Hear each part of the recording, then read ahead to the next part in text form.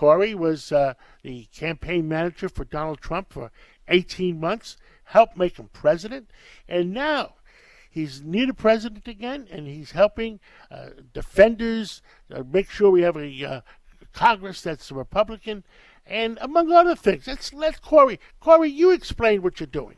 Well, John, I'll tell you, I've been so fortunate over the last couple of years to continue to be part of Team Trump, and right now I work for the Vice President's Political Action Committee. It's called the Great America Committee. I'm the senior strategist there, and our job on that committee is to give money to candidates who are running for office at the federal level and some at the state level who are on the Trump-Pence agenda. It's a hard money political action committee, so we're giving hard dollars to individuals to make sure they're going to win in November. November is what? Just about 80 days away, November, the election. How is it looking? You're exactly right. People don't tend to focus on the election until after Labor Day, but we're really just about 80 days is the magic number right about now.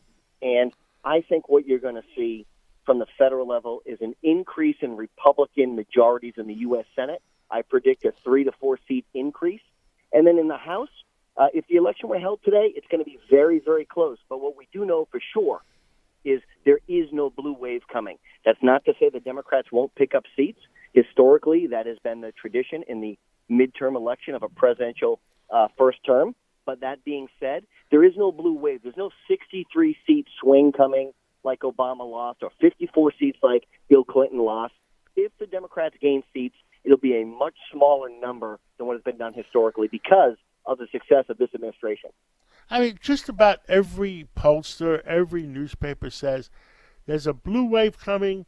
This morning, the headline was 75% chance of a Democratic Congress. You got the lowest. Let's talk about unemployment. You got the lowest unemployment ever. John, what do you it's think? Not just unemployment. It's an opportunity that Americans have that they haven't had for a decade, which is economic prosperity in front of them. People who are working, who want to find new jobs, have that availability to them. People who want to start jobs have that availability to them. They didn't have that 2 years ago. Look, if you believe what the pundits say, Hillary Clinton is the president of the United States. If you believe what the pundits say, Jeb Bush is the Republican nominee for president 2 years ago. I was there on Election Day, John. You were there. You remember it. We woke up on election morning and they said Donald Trump has a 1% chance of winning the election. These are the geniuses that the mainstream media listens to and allow to continue to prognosticate about what's going to happen in the election. And when they're wrong, there is no recourse. They keep getting paid. They keep having television gigs. And it's shameful the way they push a narrative which is not based in fact. Now, the other thing is, been going around Washington all week, that the security clearance has been pulled from the former CIA director, and the New York Times is outraged. Well, but John, it's a fake outrage. Let me ask you a question. What secrets do we think former Director of Central Intelligence Brennan has to still be privy to, and what communication that he is required to have a top-secret security clearance does he still need to have with the current administration? He is a paid political pundit for television, and any information which he is receiving from secretive matters or top-secret issues should no longer be being relayed to him. And now all the president has said is, if someone releases that information to you, it's now a crime. He's gone from being the top spy in the United States to a political pundit who should not have access to classified information. And he takes that information and he's probably profiteering off it by sitting on boards and other places that he can utilize that information for material gain. And I'm happy, and it's long overdue, and the president should have done this a long time ago. Now, last Tuesday, 4 states had primaries. What did we learn from all that? What we learned is that Donald Trump has a golden touch, and every time he endorses someone in a primary, they win. Look at what he's been able to do in Georgia. Look at what he's been able to do in, pick a place, Kansas, right? Chris Kobosh was endorsed the day before, and he won. And Donald Trump continues to win when he picks candidates for a race in a Republican primary. Those candidates support him. He wins. Look at Minnesota.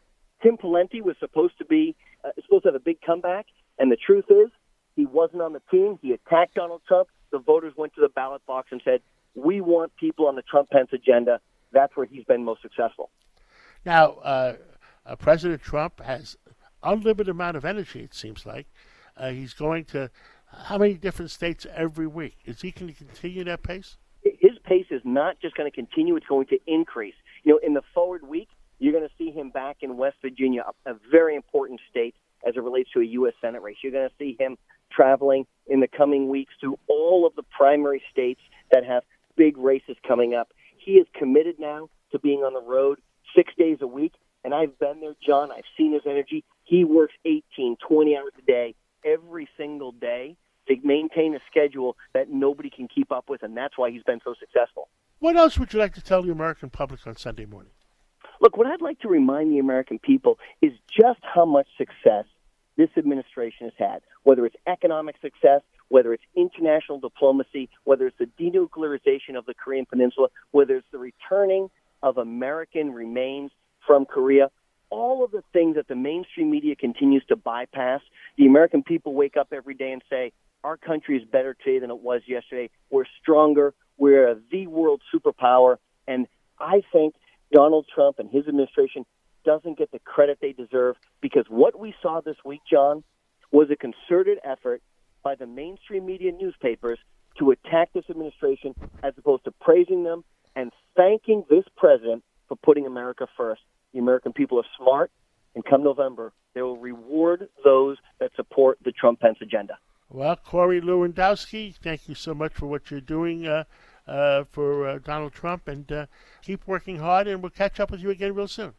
Always my pleasure, John. Thank you. Thank you. This is the Cats Roundtable. We'll be right back.